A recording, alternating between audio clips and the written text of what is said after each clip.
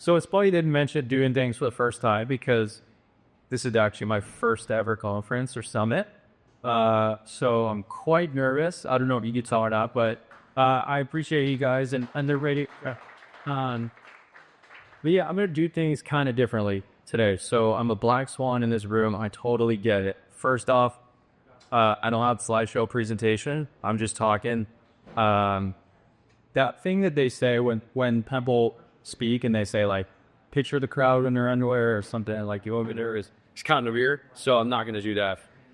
And the second thing is I'm going to be talking wholesale. So I know that everyone in this room is here for DTC, right? Like I get it. But I want to open your eyes up wholesale. So like my goal right now is to just pitch you on wholesale and tell you how amazing it is. Just kidding. But it is great. But I think I just want to open your eyes to it because, you know, with us growing up, I feel like we're all kind of about the same age, give or take. As children and as teenagers in high school, like if you wanted something, you went to the store and bought it, right? So like retail was life. You wanted a surfboard, you went to the surf shop. You wanted a skateboard, you went to the skate shop. 2010 came around, maybe a little bit before that, and e-commerce started booming, right? And so people were like, why would I ever show up in a store? I'm just going to buy everything online. And we kind of bucked that trend a little bit. But I think what's crazy is you guys were seeing this, and Jacques actually said it, is things are changing back. Everything is cyclical. And essentially, you don't want to be a brand that one day if Meta's in a bad mood, you're shot, right? So I think that's why people are starting to realize that, like, hey, maybe we should look back at wholesale again or start thinking about it, or if we're already doing it, maybe try to figure it out, grow it, scale it, etc. So that's why I'm here. I want to start this off by just telling you a story. So I don't know if you guys have ever heard of the brand Pura Vida bracelets. Yeah. Probably you have. Awesome. Okay. So we started Pura Vida in a room in San Diego, California. I lived with a couple buddies. We went to San Diego State. Graduated college, none of us have any idea what we wanted to do with our lives. So my two friends, their names are Griffin and Paul, we're like, hey, we want to go surfing. We're going to go to Costa Rica. So they went to Costa Rica and surfed. And I said, I kind of want to party. So I went to Barcelona. I taught English there. It was great. It was fun. I came back 6 months later, and my two buddies had these string bracelets that they're selling in the bedroom. And I was like, oh, what are these? What are you guys doing? And they were like, dude, this is crazy. Like, we were down in Costa Rica, and we met these two guys on the beach selling string bracelets, like friendship bracelets. And we thought, hey, we could probably, like, make some money and maybe even meet some girls. Dude, bracelets? So we asked them for a trash bag full of 400 bracelets. We said, we'll be back in 2 weeks, gave up money, and prayed that they would make the bracelets for us. So 2 weeks later, they come back. The two guys had a whole trash bag full of bracelets. These guys brought them home, brought them to San Diego, and just started selling them. So they put up a website. They would go to the San Diego State Library.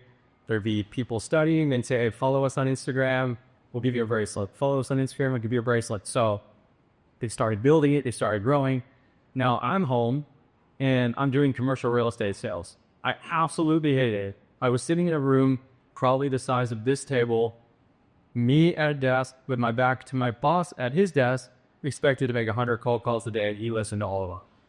It was horrible. Like, it was the word. I came in sweating every day. I left. Like, I hated life. It was terrible. So 2 months in there, I was like, guys, let me sell this. Like, not online. Let me sell them to stores and people and retailers. And they were like, all right, I guess. Like, what do we have to lose? So I come in. I'm like, all right, I don't know what to do, but I'm going to figure this out. So I start Googling surf shop San Diego. Oh, here's a bunch. I start calling, dropping off samples. This is working. Surf shops, Florida. Start sending samples, start sending them out. Little by little, we start growing some wholesale presence under the e-com presence. A trade show comes up. Someone we know goes, hey, I have a booth at this trade show in Vegas. It's called Magic. It's fashion. Do you want to throw us like $500 and have a little table on the side? I was like, all right, for sure. Let's do it. So I set up the display. We do the trade show. We have a line out the block. This guy that's next to us to share the booth, super pissed, leaves early because we took all his customers. And that basically launched our wholesale program. So long story short, from there, we kept growing the business, started at 2010, 2019, sold the majority of the business to a company called Vera Bradley. Their luggage, suitcases, backpacks, that kind of thing. At that time, we were doing a little bit over 90 million in sales. We were about 75-25 e-com to wholesale. We had 30 sales reps under us selling in all of the US, Canada, Mexico, Europe. And we were doing like 100 trade shows a year. So that was 2019. 2023, we sold the remainder. 2025, 4 months ago, Pura Vida that sold Pura Vida to private equity and Ivels. It was a great ride. My buddies had left before that, and that's where I am now. So my goal now is to kind of, now that I've told you how we got to what we did and then what wholesale kind of did for Pura Vida, is just teach you guys a little bit about wholesale, some things that you may have, some questions you may have in terms of it. So what exactly is wholesale? Do any of you guys sell your products right now, retail to stores? Okay. Make my life a little easier. I love you guys. So for everyone else, you have e-commerce, right? So you have your product, you list it on your site, Shopify, Amazon, etc. You sell it to the customers. Wholesale is when you sell your products to a retail store. Now that could be a surf shop, a clothing boutique, that could be Best Buy store, that could be a pet shop, it'd be a pet supplies, any of that. So you sell your product at discount, then they resell it. That's wholesale in a nutshell, right? There's sales reps, you do it in-house, there's distributors, and that's kind of like getting into the weeds of things.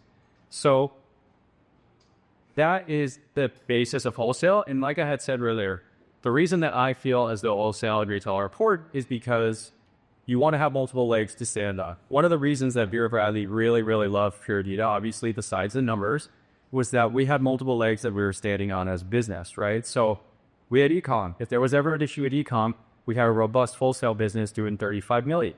If anything happened with that, we had retail stores. We had 5 Pura Vida retail stores. So to a bigger company looking to buy yours, if that's what you want to do, it's a really good selling point in terms of health of the business.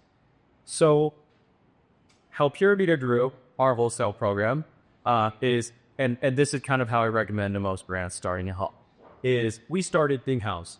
So we have our product, the people in-house, whether you're a founder, you hire a salesperson, they work in-house, you hire an intern that just graduated college, but he's in your office, you sell the product first. Now, the reason I say that is because nobody can tell a story like you, right? And so what I see a lot of people doing way too early, and we made this mistake too, but is thinking that you can have a program in day one, hire some sales rep that sells other people, and they're just going to plug and play you right there, and you're gold, you're going to make a lot of money. Unfortunately, most of the time, it's not true. The problem is if you do the sales rep model a little bit too early, these sales reps have a finite amount of time in a day, right? And they usually sell 5 or 6 brands. So if you think about it, they sell 5 brands. These 3 make them a lot of money because they're big brands. This one's okay, and here's your small brand. Where are they going to focus most of their time? They're going to focus it on the brands that make them money. So what I always like to recommend to people is if you're going to go down this path, do it in-house, at least in the beginning. Get the foundation going, you tell the story, or at least you control the story being told while you're getting this thing up and running and launched. So from there, kind of how we continue to grow was we were doing this in-house. We then got from 0 to 500K, $1 million, $2 million, $4 million, and we thought, okay, we need more help. We need a team. So we then brought in salespeople under myself and one of my partners. Trained that, grew it that way. We were doing it in-house, grew it, went to trade shows, making cold calls, dialing for dollars, all that. And then eventually we decided to hire sales reps. Sales reps are an amazing tool, but I think only when you're ready. And I'll get into that. But I just wanted to kind of give you guys the path of how we went. So you lead this conference, you're all fired up. You're like, all right, I want to do wholesale. Let's get this thing going. Where do you start?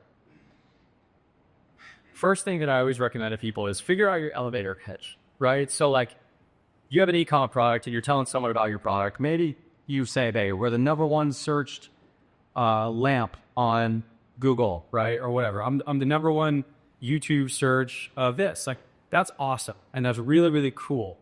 But you got to think about it. Like, if you put yourself in a retailer's shoes, let's say I own a store and I come up to you to ask you, why should I sell your product?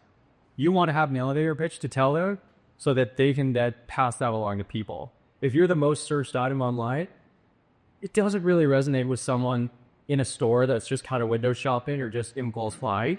I think a really good example of this is a brand that I'm currently helping build a wholesale program is a bikini brand. They're really cool, based out of Florida, and they don't have any wholesale, but they do pretty well in e-com. And I asked them, what's your guys' elevator pitch?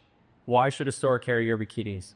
And they told me, well, a lot of people search on Google for our top, because I forgot what it was, but an influencer posted about a lot of people search for it. So our Google Analytics are really, really good. And I was like, okay, so I own a surf shop. Come catch me on it and tell me your Google Analytics area. And they were like, hey, you're right. So what I then said is, I challenge you guys to think about, like, what can you tell people? What kind of story can get someone hooked if you're at a trade show and they walk by your booth and you can stop them? You have 15 seconds at a time. What can you tell them to make them interested in your brand? For example, hey, you know what? We've always loved the surf culture. Both of our wives are actually influencers in the bikini space. We always felt that every bikini out there is just a product. There's no brand behind it. There's no community. So we set out to start a bikini brand where our wives post the content. The bikinis are affordable. We're one of the lowest price on the market and the best quality. And everyone on Instagram sees it. So if someone comes in your store, they will immediately recognize Honey Sweat. Sounds pretty good. I would probably bring that in if I owned a store. So I think for, how to translate that into you, it's like, think about yourself in the buyer's position of what would make them interested in your product and what would make them want to bring it into their store and take a chance on you. So that's the first step. I think the second thing is, once you've got past that point of like, okay, we're ready for wholesale. I know what the elevator pitch is. Now you have to decide, what products do I want to sell? So you may have 30 products online, right? Probably not going to sell all of them at wholesale. There's no point. We want to make things easy and we want to make sure people get the best products. So let's say you are a necklace brand and you have 30 different necklaces you sell online, but 10 or 15 of them are the staples, the best sellers. They're what everyone buys. They're what you're known for. That's what we want to offer retailers. So I think thinking about, okay, what's going to work best in the store? If you have blue, red, yellow, green, black, pink, purple, you don't need all of it. Let's just pick 5. Let's make the buyer's life easy. Let's make the customer's lives easy. And let's just keep it simple. So I think what a lot of brands do that kind of gets them in trouble is when they go to launch, they have a catalog with 500 products in it. As a buyer, you have a million other things going on. You just go, hey, this is too hard, I love it, too much going on. Versus, hey, these are our 6 best-selling products. Bring these in. You'll sell. Easy, yes. So that's what I would say would be kind of the next step on that. Now, the third thing is, can you sell your products full sale, right? So, like, do you have the margins for it? So like I had said, with wholesale, if your product is $20, you sell it to the retailer for $10, everyone's happy. Can you do it? If you can sell wholesale.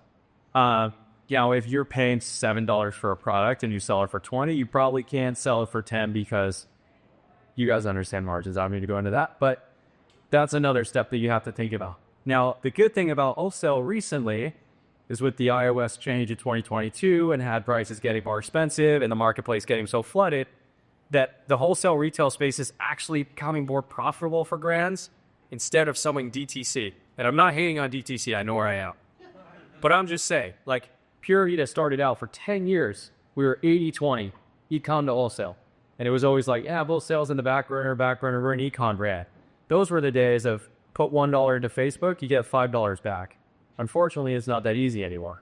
Now, over the last 4 years, it balanced out and we became 60-40 e-com to wholesale. And wholesale is more profitable. So just another reason why more brands are starting to think about it, and why I think if you had a product or maybe if you're an agency, you have clients asking you about it, it is valuable now. Now on to the products. So margins are good. You know your elevator pitch. You know you want to do it. How do you start, right? So what I think is the best advice that we got when starting out is just say yes. So when we were going out, dialing for dollars, calling stores, sending our catalog, showing people at a trade show, we had all these colors and all these things. We realized that people kind of got paralyzed by too much choice. So we just said, hey, we have a starter pack for you. We'll give you a free display. All you have to do is just say yes. Say yes, I'll ship it to you. It'll be ready to go. That's all you have to do. You don't have to spend time picking in. You have a million things you're doing. You're running a whole store. You have 50 brands. I think about this all day and night. Let me just handle it for you. And we got so many yeses of people just like, all right, thank you for making it so easy. Like, I appreciate it. I'm excited to bring you guys in. I think if you say, hey, here's 50 SKUs, you're going to need to pick them all. Tell me how many you want of each. Tell me how many you want of this. It's going to lead too hard if they don't know your product like you do. So you're kind of setting yourselves up for failure a little bit. So one thing, if you could take away from this, is the just say yes model, is when you're going to retail, whether it's with one product or 20, just try to make it really, really easy for these buyers so they don't have to think twice about it. Next up is a display. So some of you guys may be thinking, okay, I have a cool product, whether it's socks, bracelets, sunglasses, watches, whatever it may be. Do I just sell it to the store and then tell them to figure it out, or what do I do? And what I would say is, if you have a product that can fit on a display, now clothing may be different or shoes different, but the majority of products, you want to create a display for them to put the product up. Now that could be a little branded spinning box on the counter with your logo on it. That could be a full floor standing display like Stan Socks uses when you guys see Stans in some stores. And it can even be something as simple as a little tree where the necklaces hang down. The reason for that is because you want to control where your products are and where your products are seen. If you send your products, let's say you make keychains to a store and you just say, hey, here's our product, how about it? They may put your product on a rack in the back. They may put your product on a rack with 10 other brands, no logo, nothing, doesn't tell the story. You're not going to sell well. So if you can go into this world and you have a product that fits on a display, like I said, whether it's big or small, do it. And there's plenty of resources out there to help make displays. There's tons of display manufacturers. You can even go on Alibaba, type in something you want, you'll get a chat with someone, and they will make you a display. So it may seem a little bit daunting, but I promise it's not. Our first displays were so freaking ugly, but they did the job, and they set our logo on. So now you have all this down. You're ready to go. You got your display, very products of it. How do you find stores? What's cool about nowadays versus 15 years ago is ChatGPT, amazing, and more stores and brands listing their store locator online. So what we started out, if we were here 15 years ago, I would have said that hop on Google, type surf shop San Diego, type yoga studio Brooklyn, and just start calling. Now you can use AI, ChatGPT, hey, give me the list of the 20 best surf shops in Jacksonville, Florida, or Miami, Florida. Pull that list, start calling. The other thing you could do is you could find similar brands to yours. For example, Pura Vida. Maybe you make sunscreen. You can go to sunbum.com. Go to their store locator. It'll tell you every store they have. It's the easiest cheat code. Take that, put it on a spreadsheet, set about 10 calls a day, 10 calls a week, 20 calls a week. Hire a couple interns from the local college like we did at Pura Vida, how to make calls. There's a lot of easy ways to do it now. So you can find stores that way. And another thing that I actually really enjoy doing is for you guys that have an e-com brand up, a social media presence, is just throwing posts up and just saying, hey, where do you want to see our socks sold? Where do you want to see our sunglasses? Where do you want to see our watches? And you'd be surprised of how many people that are like, oh my God, you should sell it in Jared's shop in Oregon. This place would be amazing. Take that data, screenshot it, send it to the buyer and say, I literally have customers that want to find my bikinis in your store. Like, can you bring them in? Like, they literally want to buy it. So we did that too. And I mean, how does a store say no if you're promising them business, right? So definitely recommend that. And lastly, trade shows. So trade shows are a fantastic way to be in the same room as a bunch of buyers. I'll get to the trade show section shortly. So a big question, I think, as you launch is when you sell online, right? We have the e-com store, like you obviously can control the brand voice you have, the content you post, like like if you are a high-end brand, if you're a low-end brand, if you're in the middle, whatever it may be. With wholesale, it's the same thing, right? So I think what you need to decide is what do we want to be, right? Like if we're selling clothing, do we want to be at the dollar store or do we want to be in nice women's boutiques? If we're selling watches, do we want to be in 7-Eleven and CVS, or do we want to be in cool surf shops, cool retail stores, boutiques, hotel gift shops? There's no wrong answer. It just depends on your brand. But I think what you need to decide going into it, where I see a lot of brands make mistakes, is they say, hey, we're cool. Like we're a cool brand. We're stylish. We're fashionable. Celebrities are wearing us. It's awesome. And then they get a PO, a purchase order dangled from Costco or from TJ Maxx or from Ross, and they take it because it's money. And then they just kill their whole other business, which is cool boutiques, good branding, and a cool factor is gone. So I think what you need to decide is, hey, which direction do we want to go and do because we can't be everything. Down the road, you may be able to do a special line for Target or something. I'm not saying that, but as you're starting out, I think you need to really decide what lane do we want to play in and what brand voice do we want to have in the wholesale growth. So with that, there's two major types of retailers. The mom and pops, the small stores, and the big box retailers. They both have pros and cons. So the mom and pops, right? 1 door, 2 doors, 3 doors. Doesn't sound that fun. Doesn't sound that exciting. The big box, 200 doors, 500 doors, Nordstrom, Best Buy. That sounds cooler. Not always. So with the mom and pops, the orders will be smaller, right? It's 1 store, it's 2 stores, it's 5 stores. But the good news is they pay you up front. They give you their credit card. They say, charge my credit card the $500 for the order, ship the order. Now, this is how most of them are, a couple that aren't, but this is how 90% of these are. So your shipping orders, yes, they're smaller, but you are getting money up front, which is amazing for cash flow, amazing for projections, amazing for all that.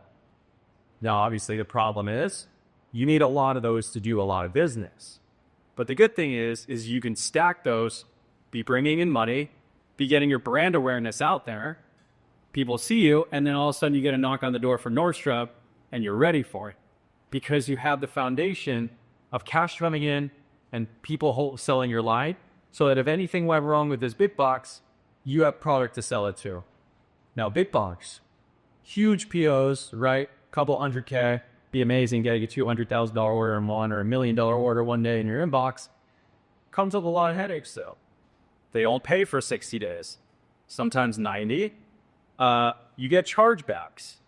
So you put in all this work to ship Nordstrom this perfect order. You're so fired up on it. The whole office throws a party. You got your Nordstrom order. Hell yeah. You didn't write the PO on the box. They charge you $200 per box. You left off a couple items on one of the boxes to one of the stores. They're not paying for that. You shipped one of them to the wrong address. Charge back. It's not always amazing. It is great if you do it right, but it also comes with a headache. The other column is, you're a new brand, you're starting off, you don't want to go for the lot of pops. You just want one big box. Nordstrom comes over, they order 100 for 100 stores. A week before you go to ship it, they go, hey, this quarter's been a little rough. We're going to take it down to 20 stores. You made product for 100. What do you do with the product? Well, if you have a baseline of mom and pops, you have 500 other stores you have to sell it to. So I'm just trying to get you guys thinking of like, if the pros and cons of both, they're both great if you are right. But I just think one big thing when people start out is, I'm going to shoot for the moon. I'm going to get this huge fat order day one and we're going to be rich. Don't look past the mom and pops. They can be great for your business and great for your brand awareness. Oh yeah. So you have retailers now. People are selling the line. These are moving and grooving. What can you do for it? And what are they doing for you? Right? So I think a big misnomer that people have, or had at least when we were first starting this out, is wholesale and retail compete with our econ. They compete. I hate it. Not true. Wholesale and retail and ecom all coexist really well. The reason I say that is because if you think about it, when you get a customer online, they got served an ad, so they buy. They've heard about your product, so they search you out and they buy. Or someone told them to buy. Retail is a whole different world. How many people just go to the mall, to just go shopping? How many people are in a hotel on vacation with their family and they forgot sunscreen and they need to buy it in the store? Or they're just bored. They're taking their kids' money. Go buy towels, go buy a bracelet, go buy this. That's a different customer. It's not overlapping. It's not taking product away from it. It's not taking sales. And the great news is if you can get one of these customers that bought your product randomly at a gift shop, at a hotel, or at an airport store, or at a surf shop on vacation, and they love it, they're ready to go home and buy more stuff online. And then you have a customer that you even have to pay to acquire. It's kind of nice. So they coexist. Now with wholesale, I think the big thing maybe that is a little bit of a problem for some people is discounting online. Hey, I don't know if I can sell wholesale because I discount online or I do this and that. That is a great point. And I can't sit here and say, hey, if you're running 50% off every other day on your website, you're going to kill a wholesale. You probably won't. You'll probably piss some retailers off. But I think if you can launch wholesale and start to see momentum, you'll naturally want to cut down the discounting, preserve brand integrity, and grow both very healthy. The good news is all the retailers know about Black Friday and Cyber Monday. So when you discount the shit out of your website, they're all used to it. So don't worry about that one. Now, what else can you do for stores? What's cool is when we start having stores that carry your line, you can partner with them. So they're showing off your line. They're essentially a face for your brand. People are finding your product. Well, what can you do for them? What can you tell them you're going to do? Well, you can run contests in their stores. You can run sales contests to drive awareness. You can run contests with their employees and give out gift cards to your website, which then employees will then go on the website and spend more money on your site, which coexists. You could do store of the month. You can feature them on emails, feature them on Instagram. You can get a window display. If any of you have a brand that works with surf shops, for example, I know you walk by a surf shop, there's a huge Ruka logo or a huge Billabong sign. That's free advertising. That's amazing. They're selling your product that they bought from you, and they're giving you a free real estate aspects. So there's a lot in it for both people. So it's kind of a win-win there.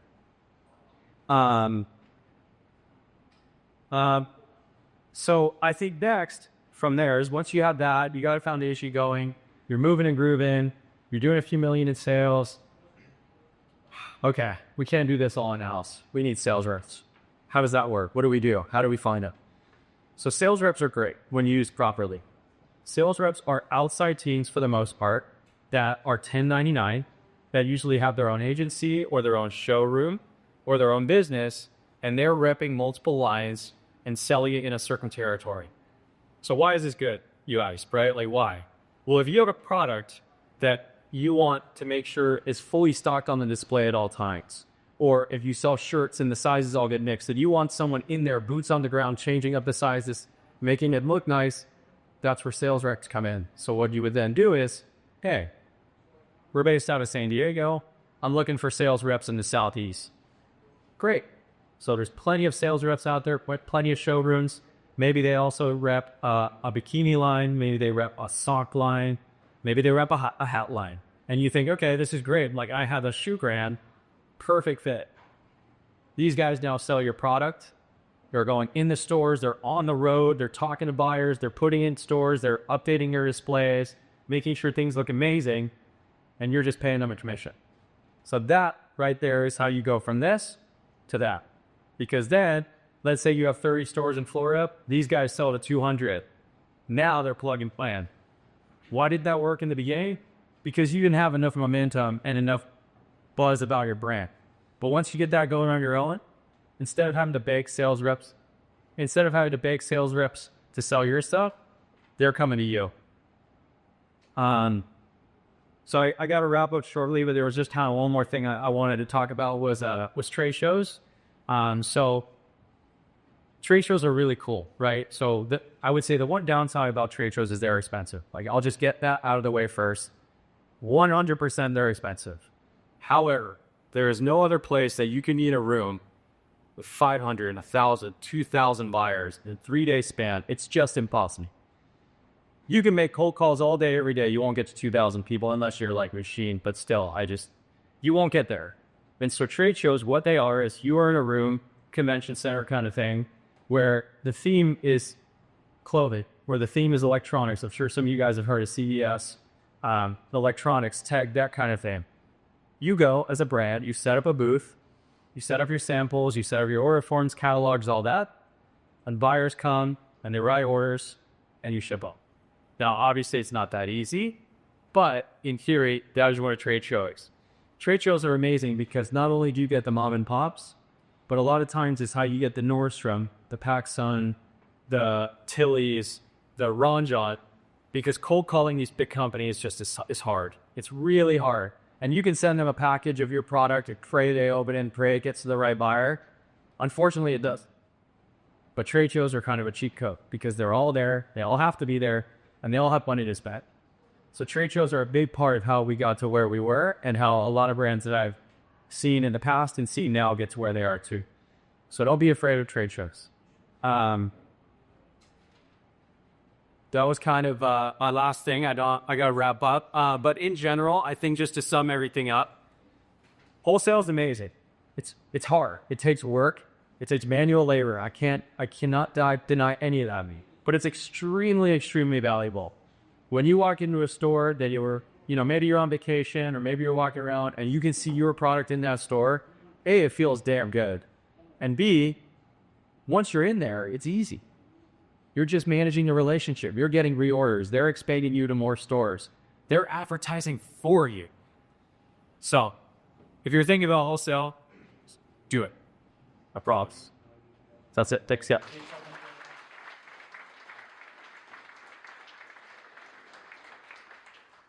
All right, so I was the most excited for this one because, as he said before, can we do the hands again? How many people right now are in wholesale in any capacity? All right, so looks like a little bit less than half the room, close to half the room. For the people who are in wholesale, how many are in less than 20 doors? How many are less than 10 doors? All right, perfect. I think, and how many people here are over 150 doors? All right, over 1,000 doors. All right, so you have all of this run for everybody who's inside here. I think that it's important to understand why people get into it and some of the downfalls. I think that everything Jared just talked about, unreal, right? Like, there's just so much that goes into it. So the first thing I wanted to go is magic. Who here learned about magic for the first time during this conversation? Okay. Who here knows about it as a trade show? Who here knows about it as a sourcing show? Who knows about it as sourcing?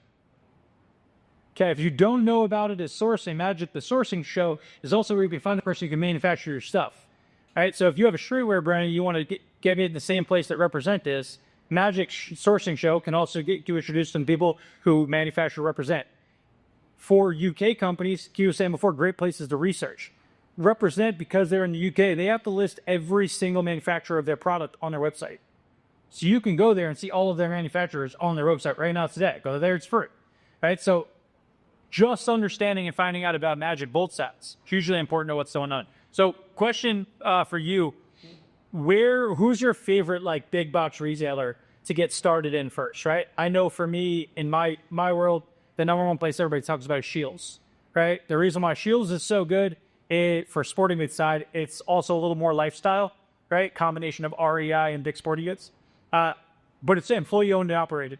So it feels like a mom and pop, even though it's 25,000 square feet, right? And some of them are 100,000 square feet. For you, what's one of the ones that you immediately go to? That's funny. Shields was going to be my go-to also. Damn. Yeah, it's fine. I got it back though. So for Pura Vida, we sold to a lot of stores that had 200 doors and a lot of stores that had 1, 2, or 10. Our number one account, so I consider it big bars, but it's technically not, is Ron John. 12 doors on the East Coast. These guys were our number one account. Did more than Shields, did more than Nordstrom, did more than PacSun. And why they were my favorite? They pay on time. They place their orders every season. They don't cancel product, and they do what they say they're going to do. And when you have that relationship, it's freaking amazing. Yes, these guys pump some serious numbers. And that's huge. And again, you guys heard him say that he's consulting with other brands. Finding somebody who's done it and just getting that line of sight, if he has a contact to Ron John, that's the opening, right? 12 doors. The reason why Shields is great, I didn't have to worry about expansion of doors, right? When you have a full rollout, you have everything else, you might think it's great to get more doors. But the reality is when you're first scaling out, it's hard to understand and buy enough inventory to project enough.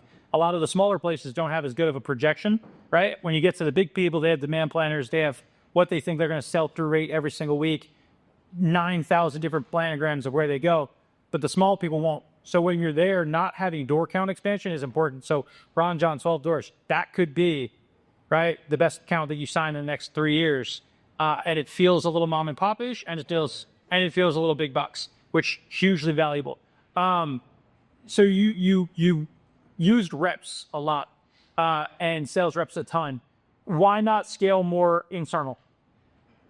Boots on the ground. Truthfully, there's a phrase in the wholesale world called count fill. So not every brand is like that, but count fill is basically something that is smaller, whether it's bracelets, could be jewelry, keychains, could be socks, where you just see it, you count how many is on the display, and you fill.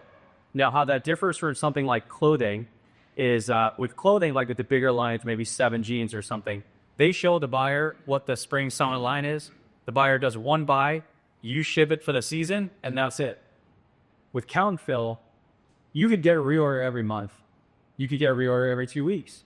But it's hard to get that if you are not physically in the store to see it, because buyers are busy. Even if you've been selling with a buyer for a year, they may still not answer your calls. Hey, how's your display? They respond. If I have a rep in Florida that goes into the store and sees a half-empty display, I'm getting a reorder that day. So, what's typically a good percentage of sale for a rep like that? If you're going to expand that, right, commission-based jobs, things like that, some are flat fee, some have percentage of sale. It can range anywhere from 5 to 10% depending on the person. What do you think for some of the smaller brands trying to get into there? What should they be willing to sacrifice outside of them understanding your margin and what you guys can do? What for you is like going rate, this is a good deal? I would say prepare for 10% on average. Some clothing and higher end stuff is lower, maybe 6 to 8. And then some accessories are around 12, depending on what you want to get out. But like for us, it was 10 across the board. A lot of other accessory brands I'm working and have worked with is 10. So I would say 10. And again, so like as you are all planning into that, when you do the expansion, you do that, understand you're gaining that footprint, what the cost is going to be. Can you absorb it as a margin profile? But also you want to make sure you negotiate hard lines with your team, but they can't dip below a certain thing when they're bringing on a new account. Right? What's your plan for exactly what they can sell something for? Right? What's the hard limit so that you understand inside that context? Because you know economies of scale, you start to manufacture more, your costs can come down, right? So that will change some things, but in your mind, this is a double me asking it and saying it at the same time. How hard is it to change margin profile with a vendor once you've substantiated that in a relationship? So we've come in at 55. It's going to be hard to walk it back to 54. No, you can't. Yeah, you can never go the other way. You can give them more discount as they grow with you, but you can't go the other way, unfortunately. So, like I said, Keystone is at least Keystone you want to be, right? Like, so Keystone is 50. So if you sell it for 10, they have to be able to sell it for 20. If you can give them more, they'll love you even more. And that's just even more of a selling point when cold calling these stores or cold emailing. If you have a product that retails for 20 and you could sell it to them for 8 or 750 or 850, you look like a hero, because that extra money goes into paying their employees, paying the rent, paying the bills, and they're going to probably bitch at you about it. So the more you can give them, the better. But you can't walk it there. I got like 2 or 3 questions. Yeah, hit them up. The first, we just launched a new brand, which is it's called Sunny Summer. It's a little brand. We're like, I think, is it 200? I don't see anybody from Marshall with. I think it's 200 doors right now. If you're doing DTC, it's like a cheap go is to find local reps, like he was just talking about, and hire them to just push into like 50 to 100 stores, and then you can hit your MOQs really easy. The one thing I would ask you is, have you ever seen, like, because this is like following what Bill said, have you ever seen a brand be able to raise the prices or lower the prices once you're into retail? Yeah. Like you raise, but never lower. You can't say like, no. So he was asking about margin, but you mean prices, right? Like retail price, wholesale price. Oh yeah, I mean at Pura Vida we did it every couple of years. Raise it. Yeah, and but you have to do it strategically, because if you don't, nothing against Pura Vida, I'm gone, but like they're raising prices again right now and gave the retailers 1 week notice and got screamed at on a trade show last week. So don't do it that way. If you're gonna do it, give 6 months notice. Give the retailers a chance to buy product at the lower price for time, so they'll get a higher margin. Like, do something to where they benefit.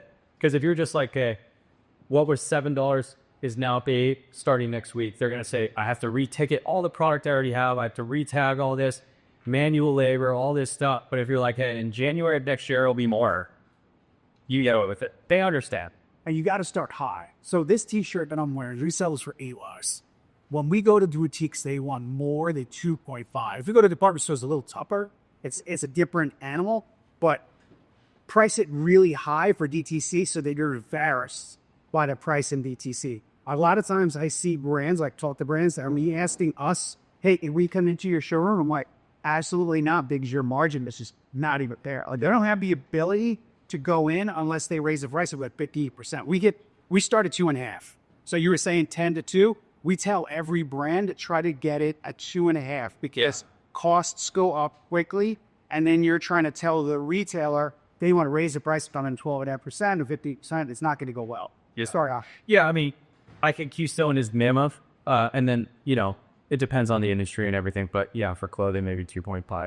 Thank you. Yeah. No, thank you. Good questions. Dick's Sporting Goods is trying to get 58%. Yeah. Right? So, like, thinking as a major retailer, they're trying to get closer, and they have comps, they have everything else. They have the distribution, they have large-scale people. So when they're doing it, they're going to push. You can also say no, right? And if their product is selling. So that's now my last question I have. If anybody else has more, what for you typically is good sell-through, weekly sell-through?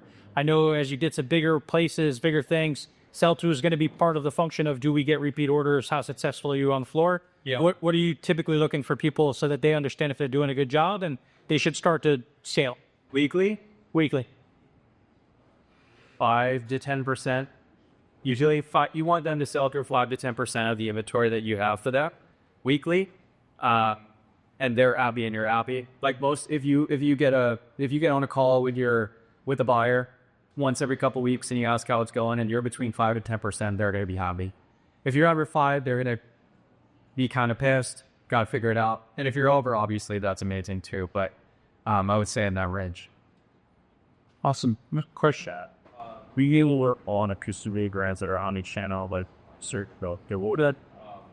how did you guys think about walking objectives in allocation gets job? And you had a break, sure.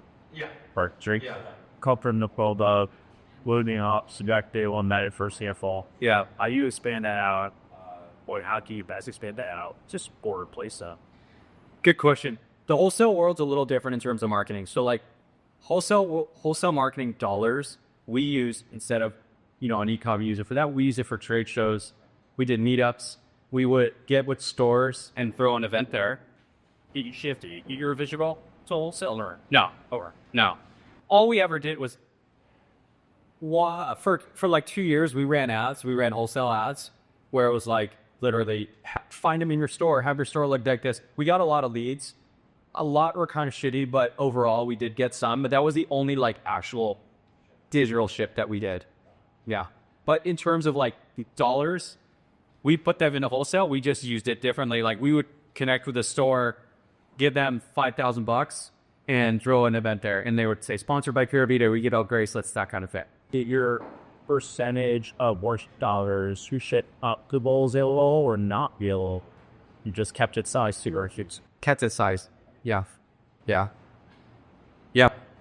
When you're building out student jobs, do you have a benchmark for like employee period burst? That's a really good question. We kind of did it based on workload, because I think it could be different. Like if you were to say one employee for every 50 accounts, if one of those accounts was a major and took a lot of work, they probably wouldn't have time for anything else. So for us, we did workload, honestly. And like as soon as this person was like, hey, I'm not able to proactively reach out to these accounts, I'm purely reactive, I'm just answering emails all day. Okay, we need someone else.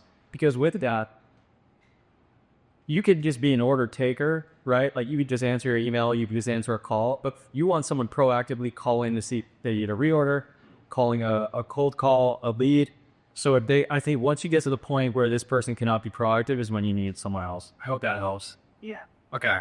Yeah, and just to go back on that, like Shields that we were talking about before, Shields is one company that has now 35 doors, but every single door has an internal buyer, right? So they operate almost like individual accounts. So I have one of my sales representatives, he manages just Shields because he has to make a call to 35 different people all the time. He's now going to different stores, seeing what they have going in. So that one person is bogged down by what is not a ton of revenue overall versus somebody like a VSG, but the workload is actually, there's more relationship work going on for a Shields than for a DSG, where I've got one buyer, an assistant buyer, a DMM. Those are the people I'm dealing with at any given time. So everything can shape. Like you said, the workload, you're going to have some smaller venues for a lot of work. You got to figure out for yourself, like if Ron John's an amazing, like a lot of work for one person, 12 doors, great. You might want one and then other people that sail out. Yeah, and how companies sometimes structure in that position too is like, as you grow, you have someone that's in charge of just majors. So like you would hire a sales rep just for majors and then hire someone else for, mom and pops or things like that. Good question. Anything else? Yeah. Early on, how important was it for you, like metric pin systems and like, I know for big companies, like you have to do with ERPs, but like when you have your DTC site, did you build out of a wholesale structure, checkout system, accounting system? Were you just doing POs, invoices, or just taking payments? You mentioned like people just slapping credit cards. Yeah. No, that's good. All is super fragmented right now, so that has definitely been like a barrier to trying to stay harder, right? And it just feels like holy shit. For sure, yeah. So what we did in the beginning is we just essentially entered these orders on QuickBooks Online, charged the card, and called it a day. We didn't have Shopify back then. Now I know Shopify makes it way easier. I think you could just manually enter orders at Shopify, or Shopify actually built out a wholesale portal. The third option is there's a couple really good B2Bs out there where, like, for example, it's called RepSpark, ViewOrder, Elastic. That's 3 of them. It's about $12K a year on average. So I don't know where your brand is or where you're at, but like what I usually advise is, I mean, if you're doing pretty good wholesale revenue, it's kind of fragmented, maybe one of those makes sense, or maybe that makes sense at a year after you got some orders in. But when you go with one of those, it's a whole back-end site. You have the catalog on there that buyers can register, that can place their orders, that goes right into your system. You charge their cards. It's really easy. So, yeah, I think at the beginning, we're kind of scrappy, honestly, just using QuickBooks and Shopify for you now. That's helpful. This is like a one-word answer if I could follow that out. When you set up the whole just say yes thing, was that a charge order, or were you saying like call people, offer them an initial product sample display free, and if you like it, come back? No, that was someone, we finally got them interested in the line, and they go, okay, well, you guys have so many colors, I don't know where to start, and we're like, hey, I already made you a suggested order, display is free, like all you have to do is approve it. And they go, okay, yeah, looks great. All right, and then we're putting the order in, we're putting their shop. But for them, like, no back and forth, just say yes, and I will have product in your store in a week. So yes. But yeah. Were refills if they accessories or For what? refills? Not really. No. Well, I don't actually. Are you in drinks? Any Super Bowl. Yeah, so drinks, a lot of times buy 4, get 1 free. Things like that. Yeah, not in this world. That's cool, though. For them, yeah, not for ship cons, yeah. Great questions. That's a great way to also get rid of product that's not moving as well as other ones. We'll give you this flavor. If you buy 4 things, we'll give you this flavor for free. Yeah. Yeah, I mean, we did that, like, but in a different sense. When the holidays came around and you were doing Black Friday, Cyber Monday, pissing everyone off, but everyone does it, we would be like, hey, we're throwing 10 free bracelets in with every order over $500. We're doing do a gift with purchase in your store. We'll provide the free bracelets. So someone spends $20 on Pura Vida to end on one of these, we'll give you those and the signage. So in a sense, yeah, kind of, but just at certain times. Awesome. Let's hear it again for Jared.